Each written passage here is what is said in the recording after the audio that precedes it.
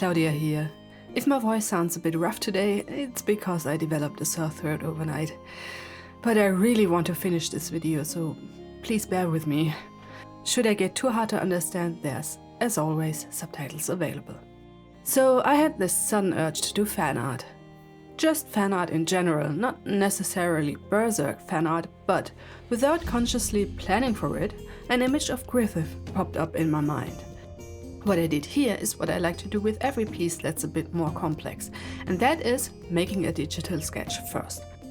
I sometimes do an initial scribble on paper and scan that before I work on it digitally. I feel that I'm better at sketching on paper, but I like that I'm able to freely shift separate parts of the painting around to create a good composition when I work digitally. Once I was happy with my sketch, I printed it out and transferred it to my watercolor paper with the help of a light pad, using a mix of colored pencils for that.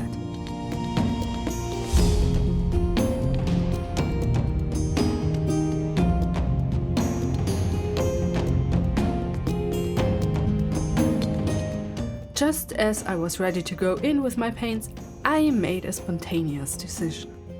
I grabbed my big pot of watercolor ground, determined to add some cool texture to the parameters of the painting. I think I had some artworks by Ayami Kojima in my mind who uses texture to great effect.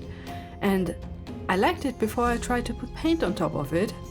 I don't know if it's because I used it so thickly, although it doesn't say anything against it in the instructions, but this stuff barely held onto the watercolors. It looked okay in natural light, but whenever I looked at this piece in artificial lighting, which is how you see it in many parts of the video, the white of the watercolor ground really came through.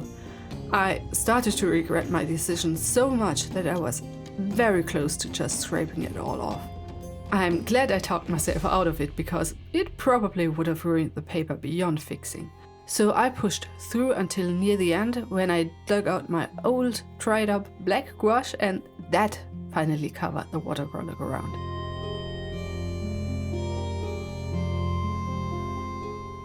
After creating all the texture, I went on to painting the background, partially because I wasn't ready to tackle the face yet, but also to see if I can achieve the really dark values that I wanted for the background. It took many layers, but I got there.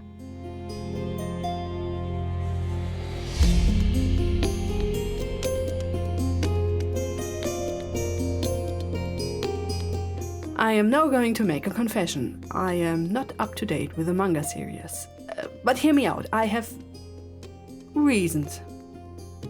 I wouldn't call them valid or good, but I'm simply not up to date with the story because the individual volumes came out so sporadically that I had a hard time keeping up with the story, and I didn't feel like rereading everything, or at least larger chunks of the story, with every new release. That's also the reason why I somehow didn't notice that I'm missing volume 37 in my collection. And the worst part of that is that the German publisher apparently only printed like 10 copies of that particular volume, so that you can only find it sold for ridiculous prices. I filled the gap with a French edition because that was the cheapest option, but I can't say I'm super happy about it. On the other hand, the French edition is so much nicer quality-wise. The cover is softer and maybe not as sturdy as the German one, but the pages aren't ultra yellow and there's even a full color illustration in there.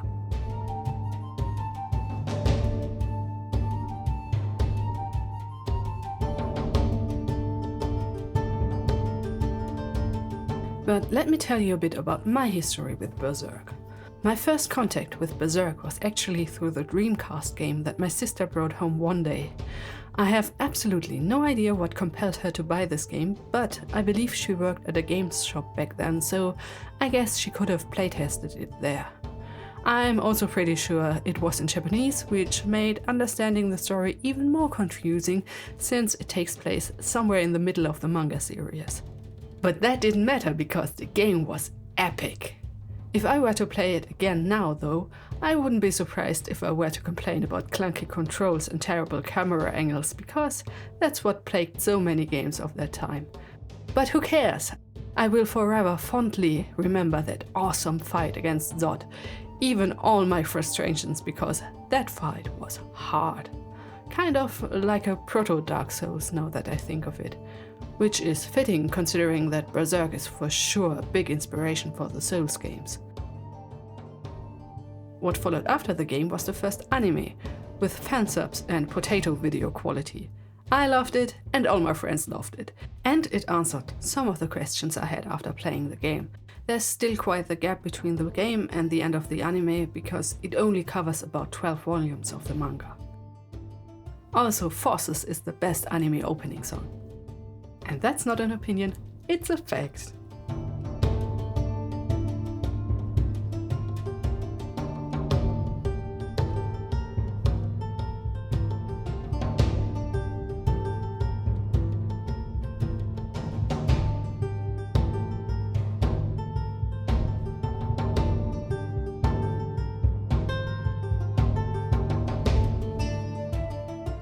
Back to the manga, I still need to get up to date too. I followed it with the releases until somewhere after volume 30, but before 37, that is missing in my collection. Anyway, I have tackled a reread shortly before volume 41 came out here, which I had wisely pre-ordered just in case. I know myself too well, and the chances of forgetting to buy it in time, too high. So I've talked a lot about the game, the anime and the manga, but said nothing about the main subject of my painting, Griffith. For that I need to go a bit into the story of Berserk. The manga starts with the main storyline that is set in a world that has already been partially corrupted and infested by demons. The demonic influence is already pretty omnipresent, but not nearly as bad as later in the manga. Our protagonist is Guts, a tall, buff guy with a ridiculously oversized sword, and it's pretty clear right from the beginning that he is fighting to take revenge for whatever happened to him in the past. He comes off as someone who doesn't care about his own well-being, as long as he gets the job done he set up for himself, and if he dies after taking his revenge, well, so be it. There are strong hints that he will undergo some changes later on, when he befriends a little fairy called Puck, already in volume 1, but at the beginning of the story, Guts is quite single-minded. Within the first 3 volumes, the reader learns who the one is Guts wants to kill, a powerful demonic entity Guts calls Griffith. And then the manga goes back in time to tell us how the current situation and the state of the world came to be. We learn that Guts grew up in a band of mercenaries, and that that's the only life he has ever known. He picked up a sword as a young boy and started fighting in actual battles while he was still a child. This, and the constant abuse by his foster father, greatly shaped him as a person, and it explains a lot about his gruffness and distrusting personality. Things start to change after Guts meets Griffith and joins his mercenary group, Band of the Hawk. And Griffith is an utterly fascinating character. When it comes to Griffith, no one is truly indifferent. In the story, he evokes strong emotions from everybody he comes in contact with, usually either admiration or envy. We know that Griffith becomes one of the big bads later, but even back then, he is not a good person. If you think he's not that bad and just misunderstood, then congrats! His manipulation tactics worked as well on you as on the characters in the story. He is undeniably charismatic, and there are situations where it truly seems as if he genuinely cares about his people. For example, his Band of the Hawk is basically comprised of rejects, of people who don't fit in elsewhere, and he makes them feel special. All of these guys are willing to give their lives for Griffith, and from their perspectives, it's nearly impossible to see all the signs and red flags that are there for the readers. Griffith is highly ambitious, focused on achieving his goals by all means possible, and to get what he wants, he's of course using the people around him. Back when I first watched the anime, I think all of these signs that Griffith might not be the caring guy that he portrays to be went over my head, but now as I'm rereading the manga, my empathy for him is considerably lower. I'm not saying that he was devoid of feelings at that point of the story, but he was still deliberately playing a game with the people around him to get what he wanted. And yet I can't help but think that most of it is just an act, and that the Band of the Hawk is just made up of pawns for him to use, with Guts being the most valuable one. I think it is easy to dismiss Berserk as something that is only about mindless monster slaying. It is definitely very gory and features some quite disturbing imagery. And the crazy monster design is certainly part of the appeal. It's also absolutely not for everyone, and I totally understand if someone says it's too graphic for them. Nevertheless, there's a compelling story and interesting characters underneath all that blood and gore.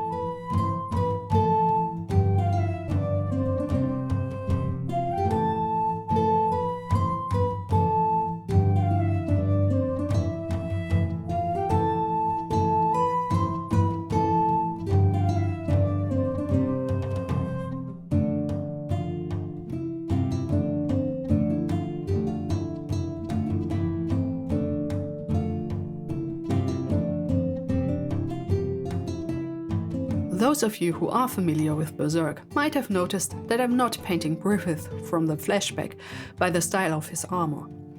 And speaking of his armor, I love seeing that Kentaro Miura researched actual medieval armor and created one for Griffith that is almost fully functional. There are a couple of areas that shouldn't work, at least not in the pose I chose. I think realistically the golden feathers should hit him in the face and the shoulder pieces would flare out more. But if Miura could take artistic licenses, so can I.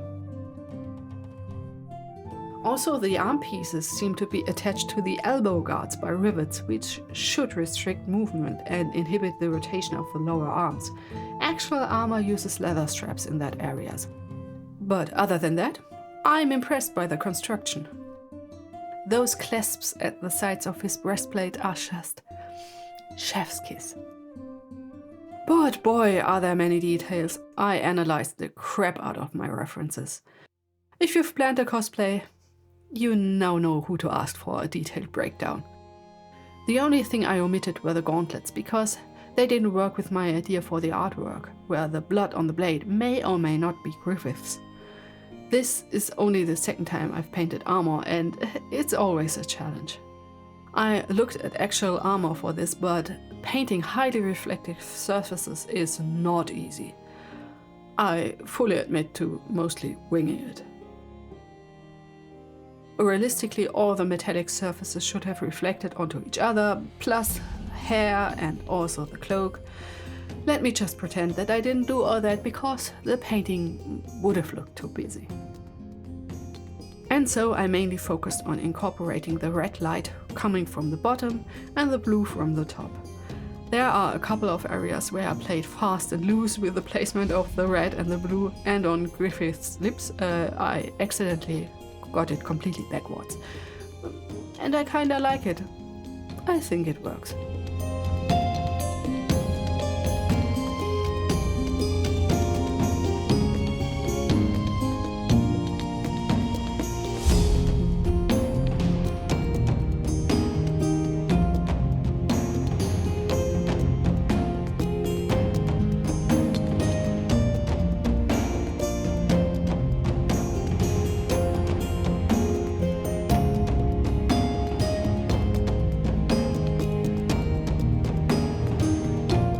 Near the end, I figured that there was something missing in my painting. My digital sketch and color composition looked fine, but translated to paper revealed that the upper third was kind of empty, and so I decided to add the mark to balance out the composition. I sketched it out with colored pencils in red and orange first, because I wanted it to look as if it's glowing. And then I refined it with gouache, as I needed something opaque to make it show up properly on top of the dark figure of Zod. After that, I considered the painting done and put it away for a few weeks.